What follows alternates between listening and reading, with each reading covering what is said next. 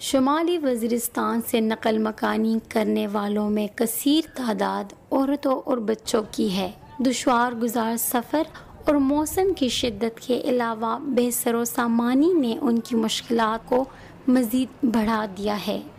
اپنے خاندان کے ساتھ نقل مکانی کر کے چارسدہ پہنچنے والی خاتون آفانہ بی بی کا کہنا ہے کہ شمالی وزیرستان سے نکلتے وقت بہت سے خواتین حاملہ بھی تھی۔ ہمارے راستے میں 2 بچے ہمارے مر گئے، جڑوا، جیسے ہمارے ایک اور تھی پیٹ سے تھی، وہ ہمارے راستے میں اس کی بچی ہو گئی، وہ بھی مر گئی۔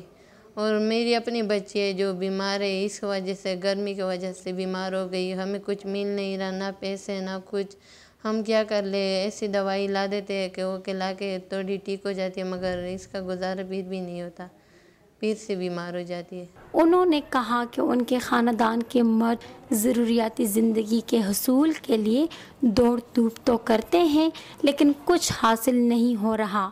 ان کا خاندان 20,000 روپے کرائے پر ایک گھر میں رہ رہا ہے اور پیسے نہ ہونے کی وجہ سے انہیں یہ فکر بھی لاحق ہے کہ یہ ادائیگی کیسے ہوگی۔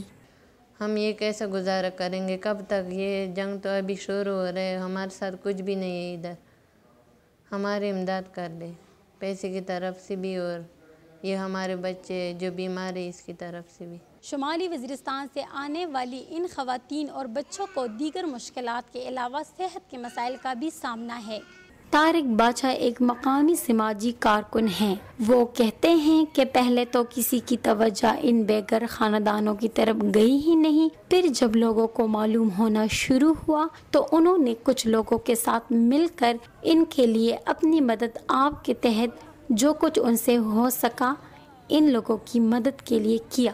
یہاں پہ بھی رجسٹریشن کے پوائنٹ بھی کھلے اور راشن وغیرہ جو دیتے ہیں ان کے پوائنٹس بھی کھلے، تو ذرا رمضان ہے، گرمی ہے، یہ موسم کے لحاظ سے بھی وہاں پہ سرد موسم ہے، یہاں پہ گرم ہے، تو اس وجہ سے بھی ان کو کافی مشکلات ہیں۔ تو اگر کوئی ہم ریکویسٹ کر سکتے ہیں دونوں صوبائی حکومت سے بھی اور وفاقی حکومت سے بھی کہ ان کے لیے پوائنٹس زیادہ کر لیں تو ان کی یہ مشکلات میں کمی آ جائے گی۔